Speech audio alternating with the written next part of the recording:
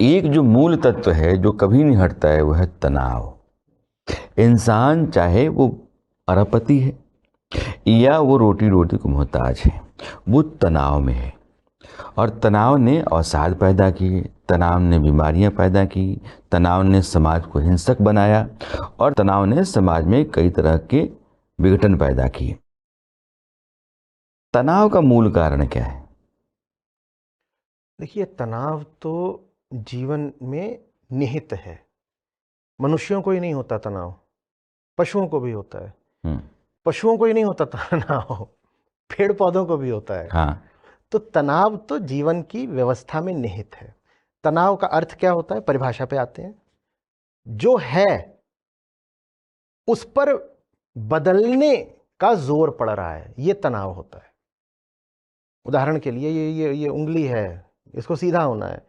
आप इसे गोलाकार ऐसे करना चाहो तो अब इस स्थिति के बाद अब इस पर क्या पड़ रहा है, तनाव है। ये बाहरी बात हो गई, ये स्थूल उदाहरण हो गया। ये स्थूल उदाहरण हो गया। जैसे जब आप खड़े होते हैं और आपको कहता है झुको, तो कुछ तो झुक लेते हैं, और जब कह दिया जाए कि दोनों हथेलियां ही जमीन पर रख दो तो भारी तनाव पड़ जाता है, भारी तनाव। क्यों? क्योंकि एक व्यवस्था एक आकार ले चुकी है। वो जो पहले से ही बन गया आकार, अगर उसको चुनौती मिलेगी तो उसको कहते हैं तनाव। ये तनाव की परिभाषा है।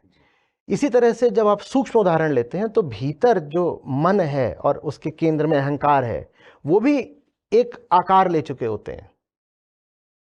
मैं कौन हूं, मेरी मान्यताएं, ये सब भीतर एक क्रिस्टलाइजेशन ले चुके होते हैं, एक आकार ले चुके होते हैं। जब उनको कहा जाता है तुम बदलो, तो उस स्थिति को कहते हैं तनाव।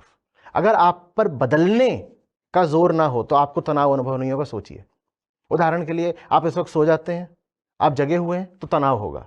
पर अगर आप इस वक्त भी जगे ही रहते हो आमतौर पर भी, तो आपको तनाव अभी नहीं होगा। कुछ बदलेगा, कहीं आ रहा है, प्रेशर है, तो उसको आप फिर कहते हो तनाव। तो बदलना अपने आप में तो बुरी बात है नहीं, ना कोई अच्छी बात है। तो तनाव भी अपने आप में ना बुरा है ना अच्छा है। तनाव का संबंध दबाव से है, प्रेशर से है। प्रेशर ना अच्छा होता है ना बुरा होता है, ठीक है। तो बात सारी ये है कि वो तनाव आप ले किसकी खातिर रहे हो। बात यह नहीं कि तनाव हो गया, बात यह है कि तनाव क्यों हो गया। ऐसा कोई नहीं मिलेगा जिसे तनाव ना हो। मनुष्य और मनुष्य में अंतर यह नहीं हो सकता कि एक को बहुत तनाव है और एक को बिल्कुल नहीं है। हाँ, एक को कम हो सकता है, एक को ज्यादा हो सकता है, पर यह अंतर नहीं हो सकता कि एक तनाव युक्त है एक तनाव मुक्त है। ऐसा कुछ नहीं होता। अंतर यह हो सकता है मनुष्य और मनुष्य में कि इसने किसकी खातिर तनाव उठाया और यह किसकी खातिर तनाव झेल रहा है। बिल्कुल एक व्यक्ति हो सकता है जो जानते बूझते पूरे होश के साथ चैतन्य होकर के कहे कि हाँ, मैं बदलना स्वीकार करता हूं और उसकी खातिर दबाव तनाव झेलूंगा, क्योंकि बदलना जरूरी है।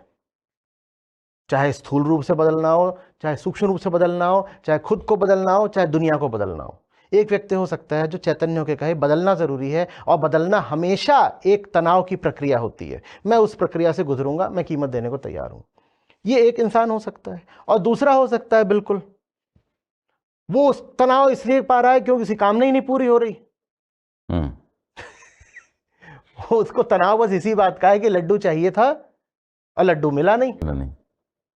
या वो भी कुछ बदल, समझ रहे बात को, वो अपने आप को एक रूप में रखना चाहता है। उसका रूप ये है कि भाई मुझे खुशी मिलती रहे। भीतर की व्यवस्था बैठी हुई है, एक मान्यता बैठी है जो कह रही है कि लड्डू मिल जाता है तो खुशी मिल जाती है।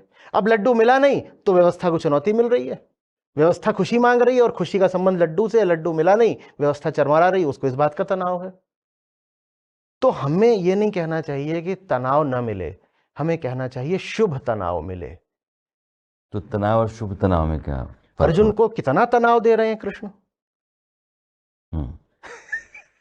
अर्जुन तो तनाव मुक्त होने के लिए तैयार हो गए थे, रथ से उतर के बस भागने को ही तैयार थे, और कृष्ण उन्हें कितना तनाव दे रहे हैं। अर्जुन खुद कह रहे हैं कि केशव मुझे क्यों इतना व्यथित कर रहे हो। बीच में कहते हैं संशय में डाल रहे हो। यदि ज्ञान ही सब कुछ है तो ज्ञान दे दिया ना, अब कर्म करने को मत कहो। कर्म माने लड़ाई। बोले दूसरे अध्याय के बाद बोलते हैं, दूसरा अध्याय ज्ञान ही हो गया, बोलते हैं आपने ही अभी अभी कहा कि ज्ञान उच्चतम होता है, तो ज्ञान अब पूरा हो गया ना, अब ये मत कहना कि लड़ाई करो। अब लड़ाई के लिए क्यों? तो भारी तनाव हो रहा है अर्जुन को। अर्जुन का सारा तनाव छूट जाता। कृष्ण अगर इतना ही बोल देते कि हाँ ठीक है लड़ने वगैरह की जरूरत नहीं है, पार जो तुम चाहते हो ठीक है, चलो चलते हैं, तो ये शुभ तनाव होता है और इससे गुजरना होता है। इससे गुजरे बिना आप अगर कामना करें कि ज़िंदगी मिल जाए तो वो ज़िंदगी बड़ी व्यर्थ होगी। धर्म इस बात का नाम नहीं होता कि आप तनाव मुक्त हो जाएं। धार्मिक आदमी भी तनाव लेगा, घोर तनाव लेगा, पर बहुत ऊंचे कारण से लेगा, ऊंचे से ऊंचे कारण से लेगा। एक आदमी की जान जा रही हो तो उसकी भी व्यवस्था कुछ प्रतिसाद तो करेगी ना। और धार्मिक लोगों ने सही सम्यक कारणों के लिए जान दी है, उनके भीतर से भी ये भाव तो उठा होगा ना कि कुछ गलत हो रहा है, पर वो उस तनाव से गुजरे, मुट्ठी भींच कर गुजरे। उन्हें भी लग रहा होगा कि क्या कर रहा हूं, क्यों कर रहा हूं। एक क्रांतिकारी है, उसको ले जा रहे हैं फांसी से झुलाने के लिए। हम तो गीत गा देते हैं, हम ये नहीं समझते कि उसके भी भीतर कोई होगा जो एक बार को कहता होगा कि ये क्यों। कोई व्यक्ति है जो समाज को एक साफ नई दिशा दिखाना चाहता है, समाज उसे पत्थर मार रहा है, उसको भी तो बीच में आता होगा ना कि ये मैं क्यों सब आफत मोल ले रहा हूं, जैसे सब जी रहे हैं, मौज कर रहे हैं, मैं भी कर लेता हूं। कबीर साहब कहते हैं, सुखिया सब संसार है खाए और सोए, और दुखिया दास कबीर है जागे और रोए। जो भी कोई समाज को दिशा दिखाएगा वो जगेगा, वो जागृत है तो रोएगा। तो रो रहा है तो तनाव की बात है ना रोना, पर वो रोना स्वीकार करते हैं, बल्कि वो रोने को आमंत्रित करते हैं। वो कहते हैं ऐसा तनाव शुभ है, आ ऐसा तनाव चाहिए। तो जीवन में सही तनाव मांगना चाहिए, और ये हमारे लिए अच्छी खबर है, क्योंकि हमारा ज्यादातर तनाव तो मूर्खता का है।